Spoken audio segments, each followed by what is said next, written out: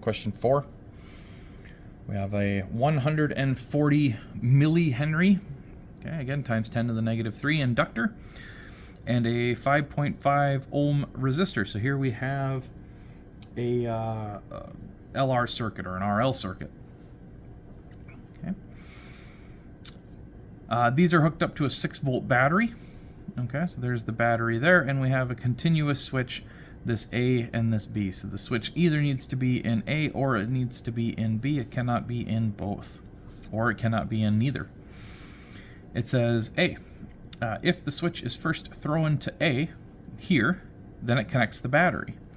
Okay, so you can see here if it connects the battery, it'll run in this loop here. Okay, the upper loop, it'll run around. Current never flows through this one because there's a disconnect. What time interval elapses before the current reaches 220 milliamps?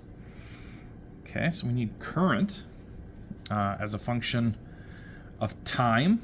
It deals with an inductor and a resistor. Okay, so we do have that. Okay, we have an equation for the current.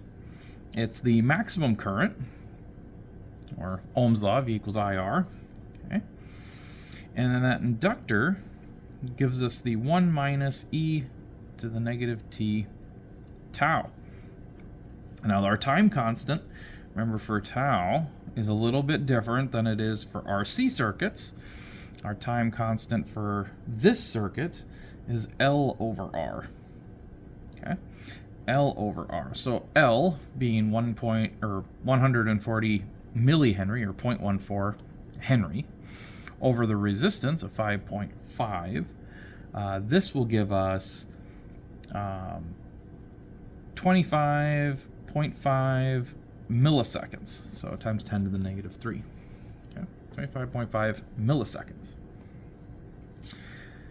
So we know what tau is. That's okay. So we've got an answer for tau. We're looking for time. How much time passes before we reach a current? Okay, our current here would have to be 220 milliamp. Okay, so 0.22 would be the current if we convert it to amperes. The voltage maximum is 6. The resistance is 5.5. And we'd have 1 minus e to the negative t over our 25.5 times 10 to the negative third, our milli. Okay. So then let's see, we can go ahead and close the parentheses on that, and we'll punch it into a calculator. We'll see what we end up getting. Okay, plugging into the calculator here. There's quite a bit of negatives that cancel out. First thing I wanted to do was go ahead and multiply this side by the 5.5 and then divide it by the 6. So I'm inverting this onto the other side. Next thing would be I have a 1 minus e to the negative t over this. I want to get e by itself, so where this is a negative 1, I'm going to go ahead and minus 1 to the other side. Okay, and what I'll get there will be two negative numbers now. Okay, I will get a negative, no, it's a long decimals in here, so I'm going to shorten up a little bit.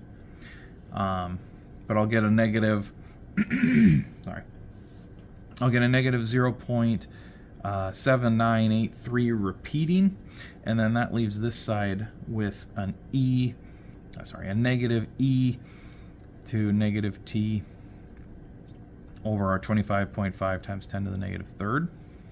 Okay. To get rid of, well, we can go ahead and cancel these negatives. We can make those positives, and then we can take an ln.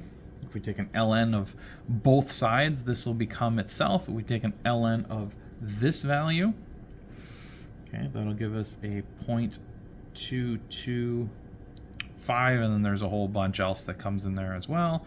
And now this would equal a negative t over our 25.5 times 10 to the negative third.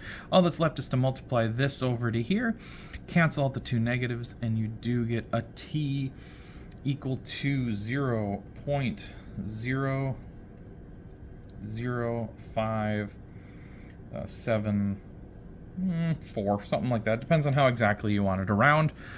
If we bring this over, we can see that this then is 5.7. milliseconds. Okay. Which is about the answer we get here, so that works out perfectly well. For part B, what is the current in the inductor 10 seconds after the switch has been closed? Okay, so with this one, we take our current equation that we have, and we want to find the current on this one when t is equal to 10. So again, I have 6 over 5.5, and then I do a 1 minus e to the negative. Now for t, put in 10. 25.5 times 10 to the negative third down below. Okay. Okay. And we just plug this in. Okay. Plugging that in, we get 1.09 amps for our current. Okay. For part C, now the switch is quickly thrown from A to B. So boom, it hits over to the other side, completing this side of the circuit. So now the battery has no more pull on it. It is now just on this side, and it's relying on the energy stored within the inductor. What time interval elapses before the current in the inductor falls to 160 milliamp? Okay. So we're seeing what happens here in this problem is we connect it to A, it begins to charge. We can see here at 5.7 milliamps, we have the at 5.7 milliseconds, we have around 0.22 amps. After we leave it on for a longer time, we get up to a little over 1 amp. As soon as we flip it to the other side, it's going to drain, and we're wondering how long it takes until it drains down to the 160 milliamp level. Okay, for that one, we will need our equation. This is for charging. We need our equation for discharging.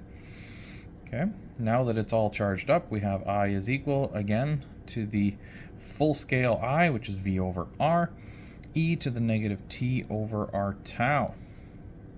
The current that we want is 160 milliamps, so 0.16 is equal again to V over R. That's going to be the 6 and the 5.5. And then our e to the negative t is what we're trying to find. And once again, our tau did not change. 25.5 times 10 to the negative 3.